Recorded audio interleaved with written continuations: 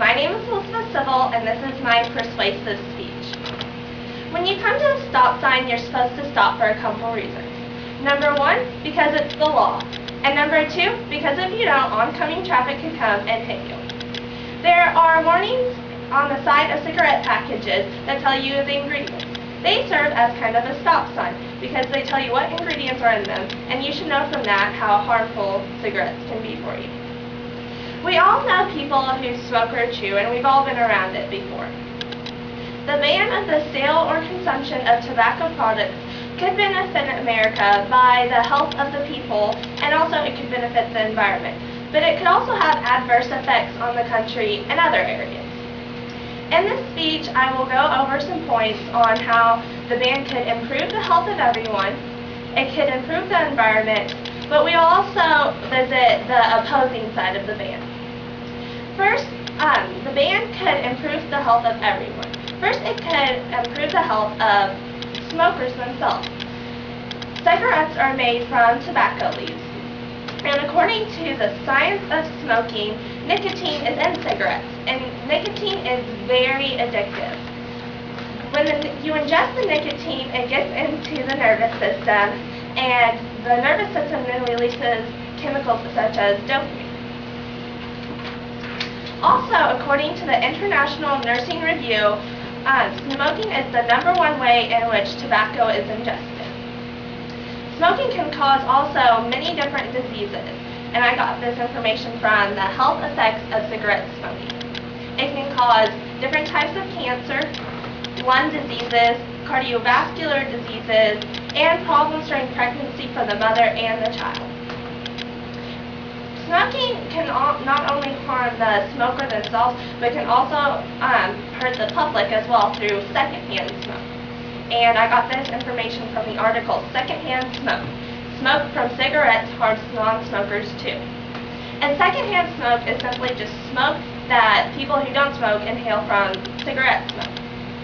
And the smoke does contain the nicotine and other chemicals, and the smoke can cause diseases just for the non-smoker as it does for the smoker themselves.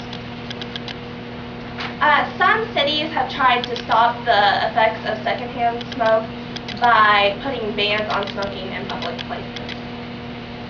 Also, the ban of the sale and consumption of tobacco products could improve the environment. For one reason, there would be a decrease in cigarette butt pollution.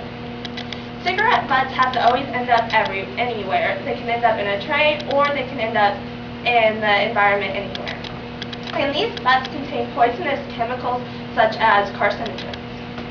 And I've got a chart here that shows 50% of the litter in Western countries is from cigarette butts. And I got this information from an article titled, "How Does Smoking Hurt the Environment?" Also, the ban would decrease the tobacco chewers' spit, because just like cigarette butts, it can end up anywhere. And the spit also contains many different chemicals that end up in the environment. Now, some people are for the ban and some people are against the ban for other reasons. One reason could be is that the government has a high sales tax rate on cigarettes. And I'm getting this information from an article entitled, "Tobacco Tax Increase Expected to Reduce Smoking." I've got another chart here that shows that 20% of Americans smoke, and that is in the red. And the government has a high sales tax rate on tobacco products, and that creates a lot of funding for our government. So some people want to keep smoking so the government can get that money. Also, the ban could lead to worse effects, because people are naturally rebellious, like I'm sometimes rebellious against my parents. So, and also, one instance you can think of is prohibition in the 1920s. And I'm getting this information from an article entitled, "What are the Policy Lessons of National Alcohol Prohibition in the U.S. in the 1920s through 1933? And prohibition was the ban of the sale, supply, or manufacture of alcohol. It was started by the 18th Amendment. And it ended up just going haywire. People were bootleggers, they had speakeasies, And so after that, they just ended up repealing the amendment with the 21st Amendment. So as we reviewed, there are pros and cons to both sides of the ban of the consumption and sale of tobacco products. Some points can be made that it can improve the health of everyone and that it can improve the environment, but also there's opposing sides to the ban also. If you are a tobacco user of any kind, you might just want to consider both sides of this argument to see if you want to continue your use or not. And back to my analogy with the stop sign, it's you can always remember when you come to a stop sign about smoking, but also when you come to a stop sign so you don't hurt yourself and do that. My name is Elizabeth Civil, and this is my persuasive speech.